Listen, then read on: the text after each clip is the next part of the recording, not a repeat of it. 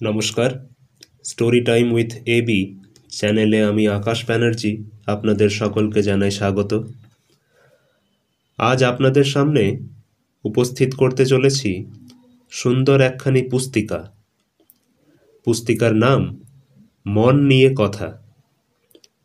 Ramakrishna mission উদ্বোধন কার্যালয় হতে প্রকাশিত এই পুস্তিকায় রয়েছে রামকৃষ্ণ মঠ ও রামকৃষ্ণ মিশনের ত্রয়োদশ সংঘাধ্যক্ষ পরম পূজনীয় শ্রীমৎ স্বামী রঙ্গনাথানন্দজি মহারাজের সাথে এক ভক্ত ও তার বন্ধুর কথোপকথন।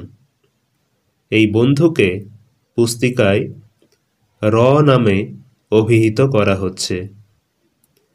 পরম পূজনীয় মহারাজের বাণী ও উত্তরগুলি আমাদের প্রত্যেকের ক্ষেত্রেই জীবন সমস্যা সমাধানের পথপ্রদর্শিকা। শুরু হচ্ছে পাঠ মন নিয়ে কথা।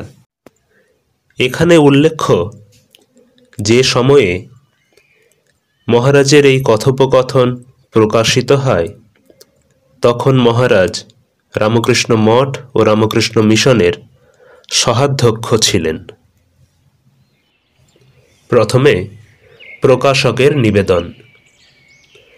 স্বামী রঙ্গনাথানন্দ রামকৃষ্ণ মঠ ও রামকৃষ্ণ মিশনের অন্যতম সহাধ্যক্ষ। মানব প্রকৃতি সম্বন্ধে তাঁর সুগভীর প্রজ্ঞা এবং দিব্য অন্তর্দৃষ্টির কথা বহু জনবিদিত। তাঁর সান্নিধ্যে যে আসে তার মধ্যে প্রবেশ করে জীবন সম্পর্কে এক নতুন ইতিবাচক দৃষ্টিভঙ্গি। কলিকাতা নিবাসী শ্রীমতী সোমা ঘোষ দাস মহারাজের সাথে তার কথোপকথনটি অপরের প্রয়োজনে ডায়েরিতে লিখে রাখেন। তাঁর এই কথোপকথনটি on practicality and practical spirituality এই নামে প্রবুদ্ধ ভারত পত্রিকায় 1993 সালের জানুয়ারি সংখ্যায় প্রকাশিত হয়।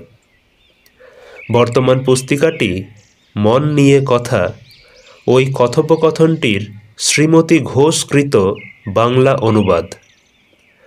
বস্তুবাদের মোহজালে মানুষ যখন নানা সমস্যার আবর্তে বিভ্রান্ত, এই ক্ষুদ্র পুস্তিকাটিতে আধুনিক সমাজের সেই সমস্যাগুলির বেশ স্বচ্ছ ও পরিশীলিত ভাবনার সাথে উত্তর দেওয়া হয়েছে। আশা করি সর্বস্তরের মানুষ এই পুস্তিকা পাঠে উপকৃত হবেন। সমাপ্ত হল প্রকাশকের নিবেদন। এখন পুস্তিকার প্রধান বিষয়বস্তুতে প্রবেশ করছি। মন নিয়ে কথা। 21শে মার্চ 1991 এর কথোপকথন। সময় সকাল 11:30। চৈত্র মাসের প্রচণ্ড গরম। স্বামী রঙ্গনাথানন্দজির ঘরের বাইরে একতলা বারান্দার ছায়ায় আমরা অনেকেই ঘর্মাক্ত কলেবরে অপেক্ষা করছিলাম এই মহান সন্ন্যাসীর দর্শনে। র ও তাঁর মা আজ আমার সঙ্গে বেলুড় মঠে এসেছেন। ঘরের ভিতর মহারাজ কার সঙ্গে যেন কথা বলছেন। তাঁর কণ্ঠস্বর মাঝে মাঝে বাইরে ভেসে এসে আমাদের দর্শনাকাঙ্ক্ষা শতগুণ বাড়িয়ে তুলছে। 5 মিনিট পরে স্মিত হাস্যে মহারাজ বাইরে রাখা চেয়ারে এসে বসলেন। এক ভদ্রমহিলা, সম্ভবত ওনারই শিষ্যা, পুত্রকন্যা নিয়ে মহারাজকে দর্শন করতে এসেছেন। ছেলেটি ও মেয়েটি সবে স্কুলের গণ্ডি পেরিয়েছে, কিন্তু তাদের মায়ের ইচ্ছে এই কচি বয়সেই তারা দীক্ষা নেয়। ছেলে মেয়ে অত্যধিক স্বাধীনতা প্রিয় এই কথা মহারাজের কাছে নালিশের সুরে পেশ করতেই মহারাজ তাদের দিকে তাকিয়ে দৃঢ় স্বরে বললেন, রবিবার তোমাদের আমি পূর্ণ স্বাধীনতা দেব, আর কোনো বন্ধন থাকবে না। তারপর আমার দিকে চোখ পড়তেই বললেন, তোমাকে আমার মনে আছে। আমি রয়ের সঙ্গে পরিচয় করিয়ে দিয়ে বললাম, মহারাজ, আমার এই বন্ধু ঈশ্বরে বিশ্বাস করে না, কিন্তু আপনাকে দেখার খুব ইচ্ছে, তাই আমার সঙ্গে এসেছে। এ কথা শুনে হেসে বললেন, অতিজাগতিক ঈশ্বরের ধারণা এখন পুরনো হয়ে গেছে, খুব অল্প লোকই তাতে বিশ্বাস করে। এটা বিজ্ঞানের যুগ। সত্য কি জানার জন্য তোমাকে প্রশ্ন করতে হবে। সোনাকে যত পোড়াবে তত ঝকঝক করবে, সত্যও তেমনই। যত প্রশ্ন করবে সে তত উজ্জ্বল হবে। উপনিষদের ঋষিরা প্রশ্ন ও অনুসন্ধান করে উপলব্ধি করেছিলেন যে মানুষের আত্মা ও জগতের আত্মাই ঈশ্বর। সেই জন্য বেদান্ত নাস্তিক বা নিরীশ্বরবাদকে ভয় বা ঘৃণা করে না। কেননা স্বর্গের দেবতার অস্তিত্ব উড়িয়ে দেওয়া গেলেও নিজের অস্তিত্বকে উড়িয়ে দেওয়া যায় না। পাশ্চাত্যে ধর্মকে প্রশ্ন করার অধিকার কোনো মানুষের ছিল না। লেকচারের পর যখন আমি প্রশ্ন করতে বলতাম, তখন প্রায়ই ভীতি সঞ্চারের সৃষ্টি হতো। জার্মানিতে একদল লোক আমাকে বলেছিল, এতদিন যাজকেরা যা বলবে আমাদের তাই বিশ্বাস করতে হবে, এই কথাই শুনে আসছি, আর এখন আপনি আমাদের ধর্মকে প্রশ্ন করতে বলছেন। আমাদের উপনিষদ কিন্তু অন্য কথা বলে। তারা বলে না যে তোমাকে ঈশ্বরে বিশ্বাস করতেই হবে, কিন্তু তোমাকে চেষ্টা করতে হবে নিজের আত্মাকে জানতে, যার অস্তিত্ব সম্বন্ধে তুমি অনবহিত। এই শরীর আর চতুষ্পার্শ্বস্থ জগৎ সমস্তই আমার কাছে জ্ঞাত বস্তু, কিন্তু এর পেছনে রয়েছেন অজ্ঞেয় অদৃশ্য পরম সত্তা তথা পরমাত্মা। তাঁকে জানতে হলে তোমাকে এই ইন্দ্রিয়গ্রাহ্য শরীর বোধের পারে যেতে হবে। এটা করতে তোমাকে যে প্রচলিত অর্থে ধার্মিক হতে হবে অথবা জগতের ঊর্ধ্বে আসীন এক ঈশ্বরে বিশ্বাস করতে হবে, তার কোনো মানে নেই। আমার লেখা সায়েন্স অ্যান্ড রিলিজিয়ন বইতে দেখবে ধর্মকে বৈজ্ঞানিকভাবে অর্থাৎ প্রশ্নের দ্বারা বিশ্লেষণ করে উপস্থাপন করা হয়েছে। ঈশ্বর সম্বন্ধে মানুষের ধারণা অত্যন্ত সীমিত। ঈশ্বর কি? একটা কুকুর ভাববে ঈশ্বর আরেকটা বিশাল কুকুর, তার চিন্তাশক্তি ওই পর্যন্তই। তেমনি মানুষ ভাববে যে ঈশ্বর বিরাট একজন মানুষ, কারণ এর বেশি কল্পনা করার ক্ষমতা তার নেই। শ্রীরামকৃষ্ণের মতো ঈশ্বর পাগল মানুষ যে কেমন তা তোমাদের ধারণার বাইরে, কিন্তু তাকে বা তাঁর দিব্য জীবন সম্বন্ধে জানতে হলে তোমাকে কোনো কাল্পনিক ঈশ্বরে বিশ্বাস করতে হবে না। শেষ হলো 21শে মার্চের কথোপকথন। পরবর্তী কথোপকথনের সময় 23শে মার্চ 1991। আজ এবং আমি লঞ্চে করে গঙ্গা পার হয়ে হাওড়া থেকে বাস নিয়ে বেলুড়ে গেলাম। দিনটা বেশ ঠান্ডা আর মেঘলা ছিল, শীতল বাতাস বইছিল। আমাদের মনও ছিল শান্ত, মহারাজের শিক্ষা গ্রহণের পক্ষে যা অপরিহার্য। বেলুড় মঠে পৌঁছলাম সকাল 9:30টায়। আমাদের কণ্ঠস্বর শুনে মহারাজ ঘর থেকে বেরিয়ে এলেন। আমরা প্রণাম করতেই উনি হেসে ডান হাত তুলে আমাদের আহ্বান জানালেন। মনে একটা আনন্দের স্রোত বয়ে গেল। এসো এসো বলে ঘরের মধ্যে নিয়ে গেলেন। চেয়ার দেখিয়ে বললেন, বসো। কিন্তু আমাদের মহারাজের পায়ের কাছে বসতে ভালো লাগে শুনে বললেন, তবে কার্পেটের ওপর বসো। তারপর নিজের চেয়ারটি একটু ঘুরিয়ে আমাদের দিকে মুখ করে বসলেন এবং সঙ্গে সঙ্গে কোনো কিছু জিজ্ঞাসা করার আগেই আমার প্রশ্নের উত্তর দিতে আরম্ভ করলেন। চিন্তা? বাংলায় তোমরা যাকে বলো চিন্তা। একটা চিন্তা আরেকটা চিন্তার সঙ্গে মিশে একটা নতুন চিন্তার সৃষ্টি করছে। ব্যাপারটা পার্টিকেল ফিজিক্সের মতো।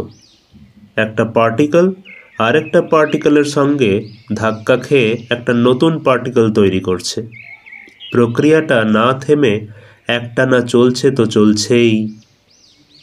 কি করে এই চিন্তাগুলোকে বশে আনা যায় মহারাজ? আমি জিজ্ঞাসা করলাম। ওদের বশে আনতে নেই, ওদের নিপুণভাবে পরিচালনা করতে হয়। বশে আনা বা শাসন করা ব্যাপারটা মন পুরোপুরি অপছন্দ করে। সে স্বাধীনতা ভালোবাসে, তাই সে সব সময় অবাধ্য। সুতরাং তাকে তার স্বাধীনতা দাও, কিন্তু সেই সঙ্গে তাকে যথাযথভাবে ব্যবহার করো। মনকে বশে আনা অন্য ব্যাপার, সে এক জীবনব্যাপী যুদ্ধ। কিন্তু সেটা তো করতে হবে, আমি বললাম। হ্যাঁ, চেষ্টা চালিয়ে যেতে হয়। চীনের জৈন বৌদ্ধ মতে মনকে একটি ষাঁড়ের সঙ্গে তুলনা করা হয়েছে। পরপর 6টি ছবিতে অবাধ্য ষাঁড়কে কিভাবে বশে আনা যায় তা দেখানো হয়েছে। প্রথম ছবিটি একটি লোকের, সে ষাঁড়টিকে খুঁজছে। দ্বিতীয় ছবিতে সে ষাঁড়ের খুরের চিহ্ন আবিষ্কার করেছে। তৃতীয়টিতে ষাঁড়ের লেজ দেখতে পেয়েছে। আর চতুর্থ ছবিতে দেখছে ষাঁড়টি রেগে গেছে, তার নাক দিয়ে যেন আগুনের হলকা ছুটছে। পঞ্চম ছবিতে দেখছে গোটা ষাঁড়টি শিং বাঁকিয়ে তেড়ে আসছে, তার ধারে কাছে যাওয়া অসম্ভব, তাই লোকটি দূরে দাঁড়িয়ে রয়েছে। কয়েকটি ছবির পর দেখা যাচ্ছে যে ষাঁড়টি শান্ত হয়ে গেছে ও লোকটি তার পিঠের ওপর বসে আছে। সে ষাঁড়টিকে বশে আনতে সক্ষম হয়েছে। এখন সে তার প্রভু। পরের ছবিটি চমৎকার। দেখা যাচ্ছে যে ষাঁড়টি চুপচাপ দাঁড়িয়ে রয়েছে এবং লোকটি তার কাছে বসে বাঁশি বাজাচ্ছে। শেষের ছবিটি সবচেয়ে চমৎকার। লোকটি ও ষাঁড়টি দুজনেই অদৃশ্য, আর তাদের জায়গায় বিরাট একটি শূন্য। নাম রূপ সব অনন্তে বিলীন হয়ে গেছে। মহারাজের কথায় মনে পড়ল যে ষাঁড়ের ওপর বসে থাকা একটি বুড়োর ছবি তাও তে চিং গ্রন্থের মলাটের ওপর দেখেছিলাম কিছুদিন আগে। বললাম, মহারাজ, তাও তে চিং এর সঙ্গে দেখলাম বেদান্তের অনেক মিল আছে। মহারাজ বললেন, হ্যাঁ, তাওয়ের দর্শন কনফুসিয়াসের দর্শনের থেকে উন্নত, কারণ পরবর্তী দর্শনটি সমাজের মধ্যে মানুষের প্রসঙ্গ নিয়েই সীমিত। আমাদের মধ্যে একজন জিজ্ঞাসা করল, আচ্ছা মহারাজ, মনের শান্তি কি সত্যিই লাভ করা যায়? রঙ্গনাথানন্দজি বললেন, প্রত্যেক মানুষের মনেই টানাপোড়েন আছে। মানুষ হলেই মনে অশান্তি হবে, এ তো স্বাভাবিক। মনের টানাপোড়েনগুলো শুরু হয় যখন তুমি যেদিকে তাকে চালনা করতে চাইছো সে সেদিকে যেতে চাইছে না, অথবা সে যেদিকে যেতে চাইছে তুমি তাকে সেদিকে যেতে দিচ্ছ না। এই থেকেই সমস্ত মানুষের মনে যত অশান্তির সৃষ্টি, শুধু দুরকম মানুষ ছাড়া। এই বলে মহারাজ শাস্ত্র থেকে একটি শ্লোক উদ্ধৃত করে তার অর্থ বুঝিয়ে দিলেন। যস্তু মূঢ়তমলোকে যশ্চ বুদ্ধেঃ পরম গতাঃ তানুভৌ সুখমেধেতে ক্লিশ্যন্ত্যন্তরিতো জনাঃ। অর্থাৎ, একমাত্র মূঢ়তম যে লোক সম্পূর্ণ বুদ্ধিহীন, যার কোনো সংযম নেই, কারণ তার মন এমনভাবে ইন্দ্রিয়ের সঙ্গে যুক্ত যে সে ইন্দ্রিয়ের দ্বারাই সর্বক্ষণ চালিত হচ্ছে, এবং যিনি বুদ্ধেহ পরম গতাহ, অর্থাৎ যিনি পরমহংস, অর্থাৎ যিনি পূর্ণ জ্ঞানী, এই দু ধরনের মানুষই শুধু সুখী হয় এবং অশান্তি মুক্ত হয়। কিন্তু এই সম্পূর্ণ জ্ঞানী এবং সম্পূর্ণ অজ্ঞান অবস্থার মাঝখানে যেসব মানুষ আছে তারা সব সময় দুঃখ এবং অশান্তির বিভিন্ন অবস্থায় রয়েছে। কিন্তু সাধারণত বেশিরভাগ লোকের ক্ষেত্রে যেটা দেখা যায় সেটা হলো, আমেরিকানরা যেমন বলে গন উইথ দ্য উইন্ড। এই কথা শুনে মহারাজের সঙ্গে আমরাও একচোট হাসলাম। উল্লেখ্য এখানে gone with the wind American civil ওয়ারের পটভূমিতে লেখা মার্গারেট মিচেলের একটি নভেল। এরপর মহারাজ বলে চলেছেন, ভারতীয় ঐতিহ্য ভারতের মানুষকে আধ্যাত্মিক সত্তার যথাযথ মূল্য দিতে শেখায়। আমাদের দেহ এবং মন এমনভাবে তৈরি যে আমরা সহজেই দেহ মনের অভ্যন্তরে, অথচ দেহ মনের অতীত আত্মার বা শুদ্ধ চৈতন্যের প্রকৃতি ধারণা করতে পারি। ছান্দোগ্য উপনিষদের উক্তি তত্ত্বমসি, অর্থাৎ তুমিই সেই, এই সত্যের কথাই ঘোষণা করে। আমাদের প্রকৃত সত্তা জানবার জন্যে আমরা উচ্চ আদর্শ অনুসরণ করতে পারি, কষ্ট সাধন করতে পারি। পাশ্চাত্যের মানুষের পক্ষে এটি করা শক্ত, কিন্তু তারাও এখন ধীরে ধীরে দেহস্থিত আত্মার অবস্থান উপলব্ধি করার সামর্থ্য লাভ করছেন ও এইভাবে আধ্যাত্মিকতা বাড়াতে সক্ষম হচ্ছেন। মানুষের অন্তর্স্থিত গঠন এমন যে তার মন ইন্দ্রিয়ের সঙ্গে যুক্ত। ইন্দ্রিয়গুলো যখন মনের ওপর সম্পূর্ণভাবে প্রভুত্ব করে তখন মানুষ পশুর স্তরে বাস করে। পশুদের মন আছে, কিন্তু তারা কখনো চিন্তা করে না। ইন্দ্রিয় যা বলে তারা তাই করে। কিন্তু যে মুহূর্তে ইন্দ্রিয় মনকে যেদিকে চালনা করছে তুমি তাকে সেদিকে যেতে দিচ্ছ না, সে মুহূর্ত থেকেই তোমার উন্নতি সাধনের পথে যত রকম সমস্যার সৃষ্টি হচ্ছে। মনটা ওই ষাঁড়ের মতো বিদ্রোহী ভাব ধারণ করছে, কিছুতেই কথা শুনতে চাইছে না।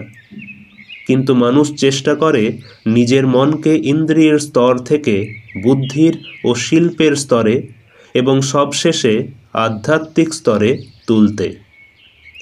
ইন্দ্রিয়ের দিক থেকে আত্মার দিকে মনের মোড় ফেরাতে। এই কারণে একেবারে ঊর্ধ্বে যে পরমহংস এবং একেবারে নিম্নে যে নির্বোধ, এদের মাঝে অবস্থিত সমস্ত মানুষেরই মনে এইসব টানাপোড়েন থাকবে এবং সেগুলোর সঙ্গে কি করে ঠিকমতো বোঝাপড়া করতে হয় সেটি তাদের শিখতে হবে। আমাদের মধ্যে একজন বললেন, মহারাজ, আমি রোজ 1 ঘন্টা 1.5 ঘন্টা ধ্যান করি, কিন্তু মন কিছুতেই বসতে চায় না। এজন্য আমার কষ্ট হয়, হতাশ লাগে। মহারাজ স্মিত হেসে বললেন, ধরো তুমি সোনা পাবার আশায় মাটি খুঁড়ছ। অনেকটা মাটি খোঁড়ার পর হয়তো 2-3টে সোনার তাল উঠল, কিন্তু তুমি তো আর মাটির জন্যে সোনা খুঁড়ছিলে না, তাই মাটিটার কোনো মূল্যই নেই তোমার কাছে। অনেক খেটে খুঁটে তবেই হয়তো মাত্র 2-3টে সোনার তাল পেলে, কিন্তু সেটাই যথেষ্ট। সুতরাং 1.5 ঘন্টায় মাত্র 2-3 মিনিটের প্রকৃত ধ্যান প্রথমাবস্থায় যথেষ্ট। এটা আস্তে আস্তে বাড়বে, 5 মিনিট 10 মিনিট হবে। ও নিয়ে চিন্তা করো না। আসল যেটা দরকার সেটা হচ্ছে নিয়মিত নিষ্ঠা সহযোগে ধ্যান করা। যে শিশু প্রথম চলতে শিখছে, আমাদের মন তার মতো। শিশুটি 90 বার পড়ে 1 বার কি 2 বার কয়েক পা হাঁটতে পারে। মনটা প্রথম দিকে ওই রকম অক্ষম থাকে, কিন্তু ধ্যানের চর্চা করতে করতে ধীরে ধীরে সক্ষম হয়। সুতরাং নিয়মিতভাবে ধ্যান করা চালিয়ে যেতে হবে। শ্রীরামকৃষ্ণ বলেছেন, প্রথমে ভোগ, ইন্দ্রিয় তৃপ্তি, তারপরে যোগ, আধ্যাত্মিক উন্নতি। যদি ভোগের পর যোগ না আসে তাহলে রোগ হবে, দৈহিক মানসিক দুটোই। কি অপূর্ব ভাষায় তিনি এই সত্য প্রকাশ করেছেন। এই মুহূর্তে বোকারো থেকে আগত এক ভদ্রলোক ঘরে প্রবেশ করলেন। সেখানে একটি হাসপাতাল তৈরি হবে এই নিয়ে রঙ্গনাথানন্দজির সঙ্গে আলোচনা করতে লাগলেন। এর মধ্যে আমি ব্যাগ থেকে একটি ছোট্ট নোটপ্যাড বার করলাম। তাতে কয়েকটি প্রশ্ন লেখা ছিল। মহারাজ ভদ্রলোকের সঙ্গে কথা শেষ করে আমাদের দিকে ঘুরতেই সঙ্গে সঙ্গে ক্ষুদ্র নোটপ্যাডটি দেখতে পেলেন। কি ওটা? জিজ্ঞাসা করলেন। প্রশ্ন মহারাজ, উত্তর দিলাম। বলো বলো। মনের মধ্যে কোনো ভাব ধারণা করা এবং সেই ভাবটিকে প্রত্যক্ষ করা, এই দুটি কি এক? প্রশ্ন করলাম। মহারাজ বললেন, না, দুটি এক নয়। প্রথমটি হচ্ছে কোনো ভাব নিয়ে গভীরভাবে ধ্যান করা। মনের গভীর থেকে গভীরতম স্তরে ধ্যান করতে করতে মনশ্চক্ষুর সম্মুখে সে ভাবটি স্পষ্ট হয়ে ওঠে। তারপর ধীরে ধীরে তার জীবন্ত রূপে মিশে যায়। তখনই সদা বর্তমান সত্য বস্তুর দর্শন হয়। এই সময়ে আমাদের মধ্যে কেউ জিজ্ঞাসা করলেন যে মহারাজ রবিবার যোগোদ্যান রামকৃষ্ণ মঠে যে বক্তৃতাটি দেবেন সেটি টেপ করতে পারা যাবে কিনা। মহারাজ বললেন, নিশ্চয়ই করা যাবে, তবে তিনি যা বলবেন তা আমরা বইতেই পাব। বক্তৃতার বিষয় কি জানতে চাইলে বললেন, জানি না, ওখানে গেলে ওরা আমাকে জানাবে। তারপর চেয়ারে হেলান দিয়ে বসে হাতলে দুটি হাত রেখে আবার শুরু করলেন। মানুষের চরিত্র গঠন করায় কল্পনার একটা বিরাট ভূমিকা আছে। তুমি হয়তো একটি পাথর দেখে ভাবছ যে তুমিই ওই পাথর, কিন্তু তুমি পাথরে পরিণত হচ্ছ না, কারণ সে জিনিসটি তোমার বাইরে রয়েছে। কিন্তু তুমি যদি ভাবো আমি অত্যন্ত মন্দ, আমি পাপী, আমি ভ্রষ্ট, তাহলে তুমি তাই হয়ে যাবে। কিন্তু তুমি যদি ভাবো আমি শুদ্ধ, আমি আত্মা, তবে তুমি শুদ্ধই হবে এবং আত্মদর্শন করবে। কঠোপনিষদে আছে, পরাঞ্চি খানি ব্যত্রণত স্বয়ম্ভূস্তস্মাৎ পরাং পশ্যতি নান্তরাত্মন কশ্চিৎ ধীরঃ প্রত্যগাত্মনমৈক্ষদ আবৃত্তচক্ষুরমৃতত্বমিচ্ছন। অর্থাৎ সৎস্বরূপ আত্মা ইন্দ্রিয়গণের বিবর্তন করেছেন তাদের স্বভাবের মধ্যে বহির্মুখী প্রবণতার খুঁতটি রেখে দিয়ে। এই জন্য মানুষ অন্তরে অবস্থিত আত্মাকে না দেখে বাইরের বস্তু দেখে। কিন্তু কোনো এক ধীর অর্থাৎ বুদ্ধিমান এবং বীর ব্যক্তি অমৃত লাভের ইচ্ছায় মন এবং ইন্দ্রিয়গণের শক্তিকে অন্তর্মুখী করে স্বীয় আত্মাকে উপলব্ধি করেছিলেন। ধীর অর্থাৎ বীরত্বপূর্ণ ব্যক্তি, কেবলমাত্র এই ধরনের ব্যক্তিই আত্মজ্ঞান লাভ করতে পারেন। সুতরাং ধীর হতে হবে। এই সময় জিজ্ঞাসা করলেন, মহারাজ, আমি যদি ঈশ্বরে বিশ্বাস না করি? মহারাজ বললেন, স্বর্গের কোনো ঈশ্বরে তোমাকে বিশ্বাস করতে হবে না। আত্মা আমার মধ্যে, তোমার মধ্যে, ওর মধ্যে রয়েছেন। সুতরাং এটাই তো স্বাভাবিক যে তোমার প্রকৃত সত্তা কি তা তুমি জানার চেষ্টা করবে। এই কারণে স্বামী বিবেকানন্দ বলেছেন যে ধর্ম হচ্ছে মানুষের অন্তর্নিহিত দেবত্বের বিকাশ সাধন। বললেন, মহারাজ, আমার কিছু ব্যক্তিগত সমস্যা আছে। আমার বাবা 3 বছর আগে মারা গেছেন। আমার কাকারা আমাদের সমস্ত সম্পত্তি নিয়ে নিয়েছেন। আমার দিদিরা বিবাহিতা। মা আর আমি একলা থাকি। আমার বাবা যে সম্পত্তি রেখে গেছেন তা উদ্ধারের সমস্ত দায়িত্ব আমার ওপর। এই অবস্থায় আমার কি করা উচিত? মহারাজ বললেন, পরিবারের যে সব থেকে ছোট, এ কাজ তো তার নয়। তোমার বড় বড় দিদিরা রয়েছেন, এটা তাদের কর্তব্য। চুপ করে আছেন দেখে আমি বললাম, মহারাজ, ওর ক্ষেত্রে ব্যাপারটা ঠিক উল্টো। সেরকমই যদি হয় তাহলে এর ক্ষেত্রে যা করা উচিত তোমাকে তাই করতে হবে, মহারাজ বললেন। পিঠ ও চওড়া কাঁধ সোজা করে 2 হাতে দৃঢ় মুষ্টি পাকিয়ে বললেন, মহারাজ, সমস্ত ভার নিজের কাঁধে তুলে নাও।